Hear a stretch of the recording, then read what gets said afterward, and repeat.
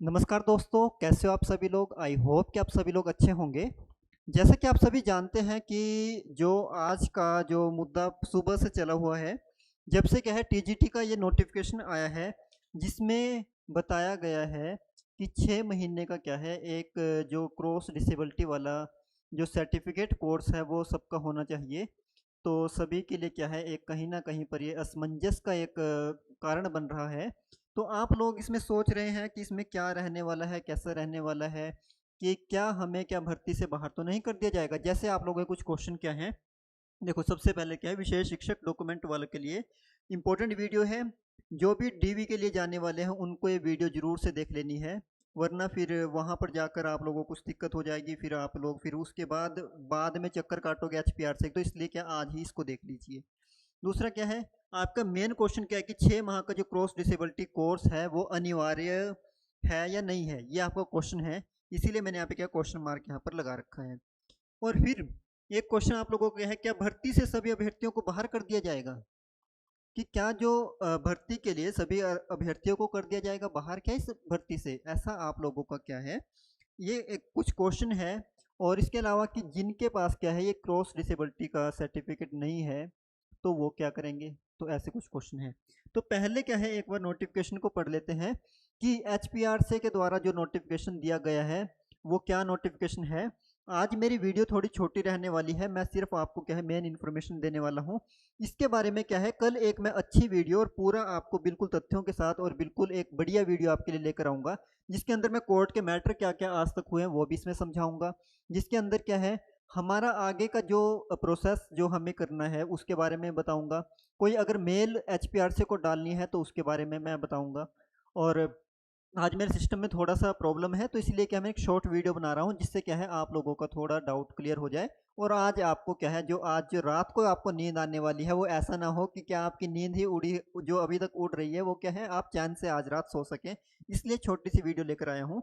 अब इसमें क्या सबसे पहले क्या बात की गई है, देखो ये डॉक्यूमेंटेशन का है, ये 6 से लेकर 12 तक वालों का जो इसमें रेगुलर बेस पे क्या है 25/0/23 जो आपका ही है ये सारा का सारा नोटिफिकेशन। और सभी को पहले तो बधाई है जो 26 तारीख और 27 तारीख को कहाँ पर जाने वाले हैं, डीवी के लिए जाने वाले हैं। तो अब इसके बाद क्या है, यहाँ से मेन यहाँ आपका स्टार्ट हो जाता है कि आपको लेकर क्या क्या जाना है। ये आपको मैं 10 बार बता चुका हूँ, फिर भी यहाँ पर क्या है एक बार थोड़ी सी नज़र अगर आप डाल लेना चाहेंगे तो देखो। एक तो लड़की मुझे पूछ रही, सर मेरा क्या है जो टीजीटी का एग्ज़ाम है क्या मुझे ग्रेजुएशन की डिग्री डिप्लोमा या माफ कीजिए डिग्री और क्या सर्टिफिकेट लेकर जाने की ज़रूरत है। अरे भाई, आप लोगों को ग्रेजुएशन के बिना कैसे आप वो कर लो, कैसे साबित करोगे कि हमें हमने ग्रेजुएशन किया जब आप सर्टिफिकेट ही नहीं लेकर जाओगे वहां पर। इस बात को आप समझे ना। तो भाई सबसे पहले आपको क्या ग्रेजुएशन आपकी किसी भी स्ट्रीम में हो वो होनी ही होनी चाहिए, और आपके 50% मार्क्स उसमें आने ही आने चाहिए। इसके अलावा क्या है, bachelor of education special educator का आपके पास क्या होना चाहिए, जो 2 साल का आपका डिप्लोमा है या 2 साल का जो आपने जो बीएड की है वो होना चाहिए। तो इसमें क्या है कि आरसीआई अप्रूवल होना चाहिए और आपके पास वैलिड सीआरआर नंबर होना चाहिए। अब एक लड़की ने मेरे पास क्वेश्चन किया कि सर मेरा तो क्या है 06/2026 को क्या है उसके अंदर इशू डेट आ रही है, तो क्या मैं इस भर्ती के लिए मुझे इसमें क्या भर्ती के लिए क्या मुझे वैलिड माना जाएगा या मुझे भर्ती से बाहर कर दिया जाएगा। देखो मैं आपको बता देता हूँ कि आपको अभी तक क्या है भर्ती से क्या कर दिया जाएगा, इस भर्ती के लिए आप एलिजिबल नहीं हो, आपको भर्ती से बाहर कर दिया जाएगा। लेकिन अगर क्या है एचपीआर से चाहे कि आपको क्या है आपके पास अपना डिग्री तो आपने के पास जो 12th है या फिर आपने जो ग्रेजुएशन किया वो भी आपके पास है, बीएड डीएड किया है वो भी आपके पास है, सिर्फ आपके पास सीआरआर नंबर नहीं है। अगर एचपीआर से बोलता है कि जब आपका नोटिफिकेशन आया था उस टाइम पर आपका सीआरआर जो नंबर है वो आपके पास होना चाहिए, वैलिड सीआरआर नंबर आपके पास उस टाइम पर होना चाहिए, तो आपका तभी से वैलिड माना जाएगा। लेकिन अगर एचपीआर से कहता है कि आपको क्या है कि अब वर्तमान में अगर आपके पास सीआरआर नंबर है तो आपको क्या भर्ती में रख लिया जाएगा या आपको भर्ती में क्या है अभी भी मान्य मान लिया जाएगा, तो आपके पास क्या है चांस है अभी। तो वो वहाँ पर बात करके ही पता चलेगा जैसा भी रहने वाला है। तो दूसरा क्या बोला गया कि बीएड आपने की है और उसके बाद क्या है अगर कोई डिप्लोमा भी किया है आपने, बीएड मतलब जर्नल की होगी और कोई डिप्लोमा किया होगा आपने, प्रोसेस ऑफ वैलिड हाँ, आप यही है कि सर्टिफिकेट डिप्लोमा आपने किया है और क्या बीएड की है आपने कहीं से भी, तो उसमें क्या है आरसीआई से अगर अप्रूवल उसको मिला है और उसके पास आरसीआई और सीआरआर नंबर है तो वो भी क्या है इसके लिए वैलिड था और उसको भी डीवी के लिए यहाँ पर बुलाया गया है। अब मेन क्वेश्चन जो आता है ये आपका मेन क्वेश्चन है जो यहाँ पर आपको दिख रहा है। अब इसके अंदर क्या है कि इसके अंदर जो दिया गया है कि जो ये लिखा गया 6 मंथ का ट्रेनिंग टीचिंग कोर्स डिसेबिलिटी और इन इंक्लूसिव एजुकेशन में आपका होना चाहिए। ये मेन आपके पास बात लिखी गई है। तो मैं आपको अभी भी समझा देता हूँ। बहुत पहले मैंने ये दिसंबर में एक वीडियो बनाई थी और उसमें आपको मैंने बताया था कि 6 मंथ का ट्रेनिंग कोर्स के साथ कोई भी स्टार यहाँ पर मार्क नहीं किया गया है, लेकिन जेपीटी में इसको मार्क किया गया है। उस टाइम पर मेरी पहुँच आप तक इतनी नहीं थी कि मैं आपको इसके बारे में आप तक मेरी वीडियो आप तक पहुंच सके एक तरह से। लेकिन क्या है कि मैंने उस टाइम पर भी बताया था कि इसके लिए आप अभी से एप्लीकेशन डाल दो। लेकिन क्या है अब जो कांटा था वो क्या है आपके लिए आज की डेट में क्या हो गया, जो कांटा है आपको क्या ज़्यादा चुभने लगा है आज की डेट में। लेकिन मैं फिर भी आपकी सहायता करने के लिए यहाँ पर खड़ा हूँ। तो देख लेते हैं कि इसमें क्या 6 मंथ का ट्रेनिंग टीचिंग कोर्स है डिसेबिलिटी। अब देखो यहाँ पर क्या है और लिखा हुआ, और का मतलब क्या है या तो ये होना चाहिए या माफ कीजिए या तो ये होना चाहिए या ये होना चाहिए। लेकिन अगर एंड लिखा होता है, एंड का मतलब क्या होता है कि ये और ये अलग अलग चीजें हैं, इसमें से कोई एक चीज होना ये मैंडेटरी नहीं है, दोनों के दो आपके पास होनी चाहिए। तो कहीं ना कहीं आपके पास क्या है बोला गया है कि 6 मंथ का जो ट्रेनिंग कोर्स है वो आपको चाहिए ही चाहिए।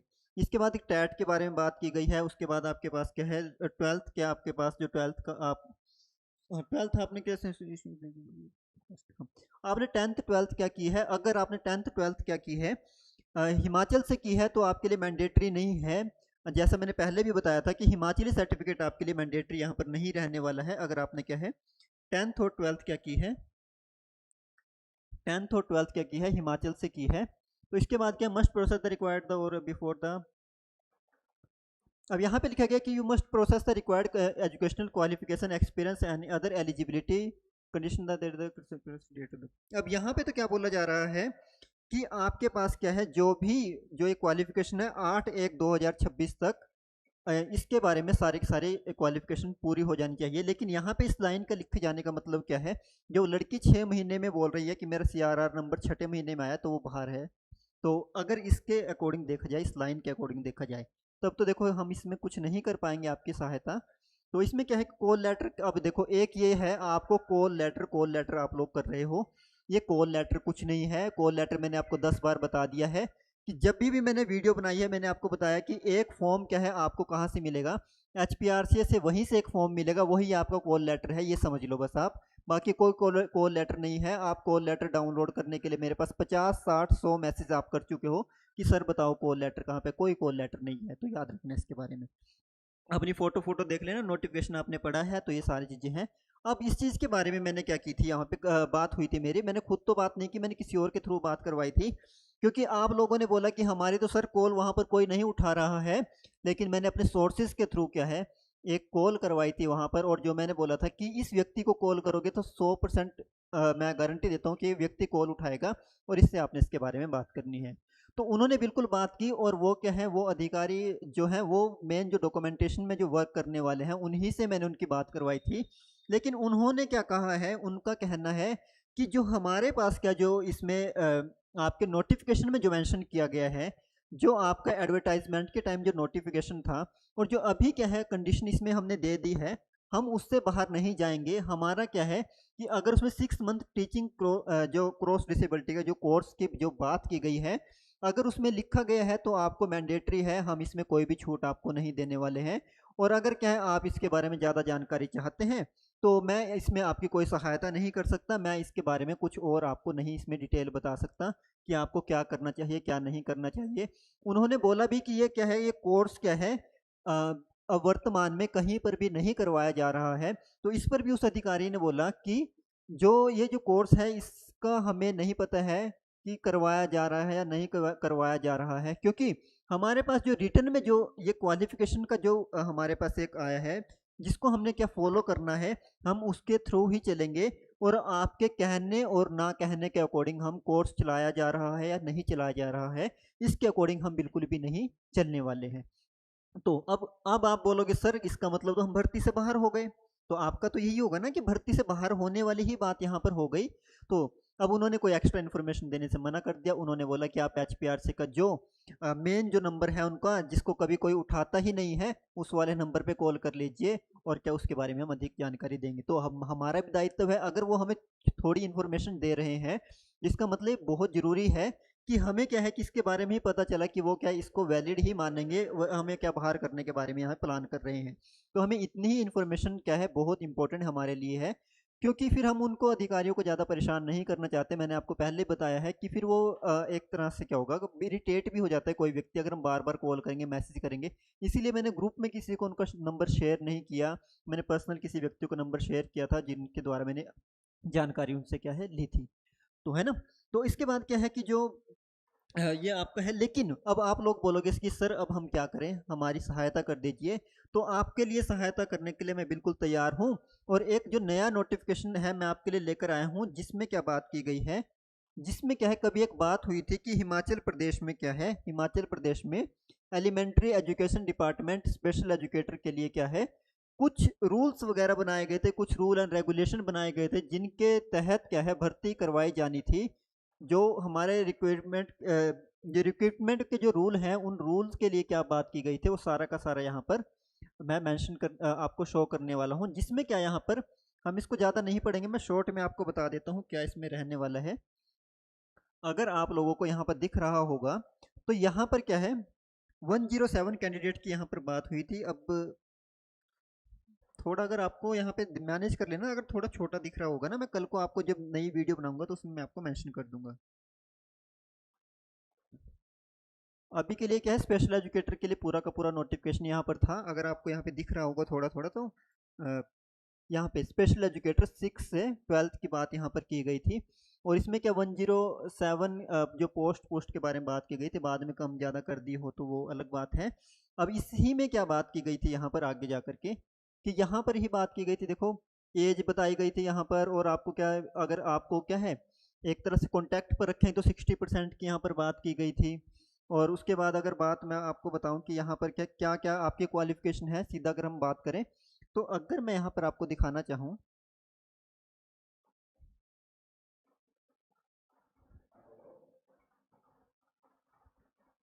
मे बी अब आपको साफ दिख रहा होगा यहाँ पर। देखो वही है कि ग्रेजुएशन हमारी होनी चाहिए, बैचलर ऑफ एजुकेशन की डिग्री हमारे पास होनी चाहिए।